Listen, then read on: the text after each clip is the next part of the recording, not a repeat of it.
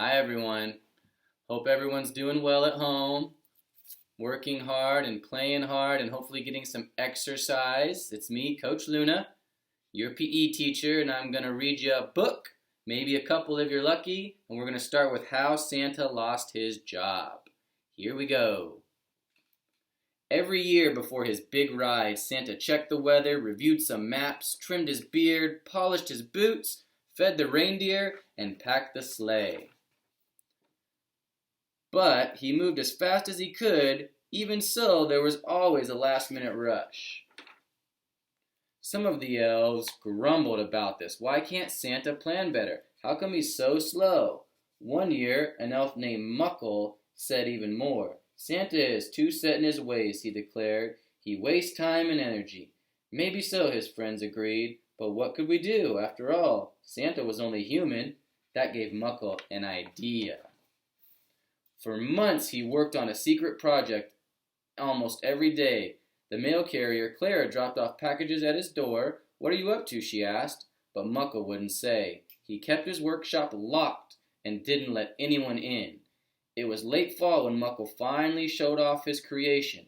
This is the Deliverator, he proclaimed. What does it do? They asked. It's a replacement, said Muckle. A replacement for Santa. Muckle claimed the Deliverator could travel around the world in one night, could go up and down chimneys with ease, and it could deliver toys in the blink of an eye. Clara heard the news as it made the rounds, but Santa already does those things, she told Muckle. Maybe so, he said, but the Deliverator will do them sooner, faster, and better. The other elves were impressed. However, they still needed proof. Fine, said Muckle. Let's test Santa against the Deliverator. The winner will deliver our toys from now on. When Santa heard the news, he shook his head. There's more to my job than meets the eye, he said. But since you make the toys, the decision is yours. In the first contest, the elves timed how long it took Santa and the Deliverator to get ready to leave. Santa always started off with a bubble bath. Then he carefully got dressed. One of his boots usually gave him a little bit of trouble. The Deliverator didn't take baths or wear boots, so it was ready first. Next, Claire brought in 2 stacks of mail. She put one in front of Santa and the other in front of the Deliverator. A pile of toys sat between them. You have 1 hour, Muckle explained to Santa. Whoever matches the most children with a gift wins. The Deliverator whirled and hummed, scanning each request with lightning speed and pairing it with a toy. Santa read more slowly. Oh, I don't think he'd really like this, he murmured. And she didn't play with the one she got last year, he said. Before long, he was hopelessly behind. The third contest started out on 2 adjoining rooftops. Go, Muckle shouted. Santa and the Deliverator each raced down a chimney. They both reached the bottom in a second and put the toys under the tree. But only Santa noticed the milk and cookies. Chocolate chip, he said, my favorite. The Deliverator didn't care about the cookies. It shot back out of the chimney while Santa was still drinking his milk. I told you, Muckle shouted. Santa is history. The elves congratulated Muckle on his victory. Only Clara thought they were making a mistake. Santa isn't just about meeting a schedule, she said. He cares about getting things right, but nobody would listen. We are sorry, the elves told Santa, but business is business.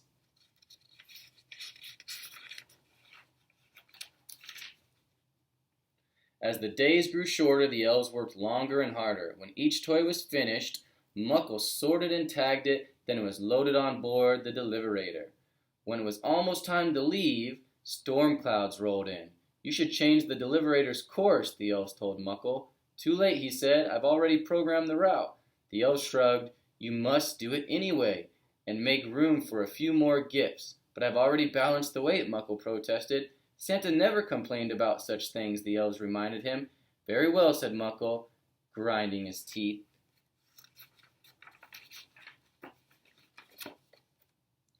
He fiddled quickly with the dials and switches. Then, fearing that the elves might ask for even more, Muckle made a decision. Let's go, he said, pressing a button.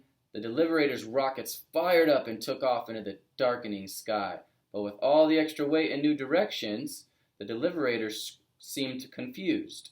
Instead of disappearing from sight, it kept circling overhead.